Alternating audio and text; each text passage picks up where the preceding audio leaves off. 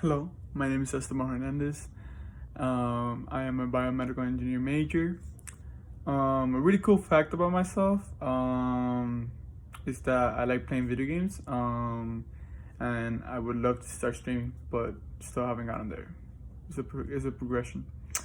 Um, what particularly sparked your interest about art and propaganda as overlapping subjects last semester, and what do you hope for the semester? Um, Art and propaganda is very interesting in the sense of like they both try to send a message, and sometimes art gets blurred.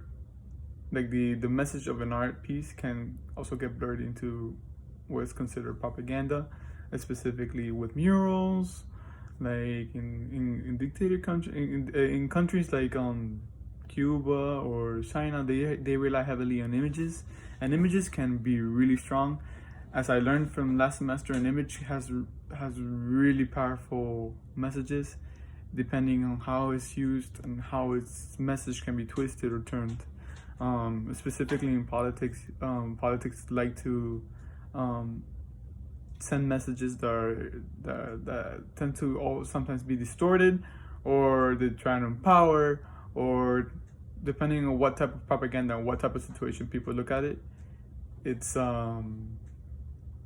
the message can change. So yeah, and what I hope for the semester is to further evolve my knowledge and be able to identify what's propaganda, be able to identify more efficiently and more profoundly what can be propaganda and what cannot be propaganda, what could be just information, or what can be just flat out um, pervasive distortions of what knowledge should be.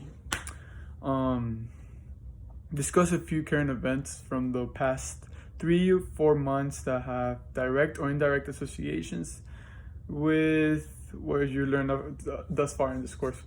Well, in the past 3 4 months we've been in quarantine, so it's very easy to say that propaganda has existed. Specifically, right now, one of the current events that I was reading through as I was looking at the post from one of the assignments that one of our fellow students posted. It was the Tulsa, the Trump rally, the Tulsa rally, and talking about how like the president was really underwhelmed by the fact that people weren't going to the rallies in Tulsa due to the outbreak of coronavirus, and the fact that there's a second outbreak coming up really scares the people.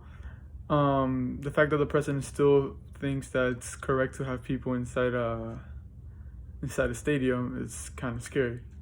But it also speaks on the fact that the condition of how heavily the president relied on rallies, and how heavily the image can impact.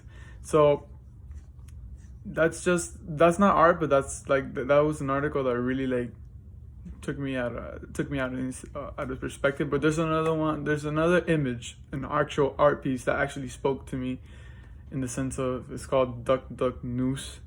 It's I spoke in one of my I wrote it about in one of my essays, and it has to talk about the lynching that went on, you know, prior to the modern times. And it's a pretty graphic work. It doesn't show any blood or anything like that. It's just the image itself that the work creates.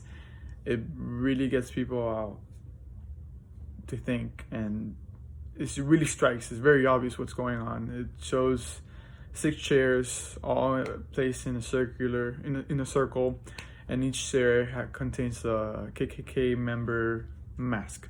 So they're all looking at the center, and in the center there's a noose hanging from the ceiling. It's a pretty graphic image, and as I did my research on that image, I found out that people actually wanted the image, to be. Some people said that it had to be taken down. Some people said that no, don't take it down because it really challenges people to think, but they should add something like graphic or a sign of graphic problems. And with what's going on right now. That article was actually in 2019. When 2020, with what's going on right now, it really raises awareness of what, the issues that are going on, and it sets a reminder that racism is still prevalent in this country. So yeah, that's what I liked, what I've noticed, how art still influences and how art still sends us a message, and how it all connects to almost propaganda and advertisement. And I don't like using the word propaganda, because in the end it's not something that, I mean, it's meant to persuade you and teach you things, but it's not directly it's not supposed to be used in a negative way. It's supposed to teach you. So I like to say it's more like a theme. Like when you're reading a literature book, you get a theme or a message below it. So yeah, have a good night.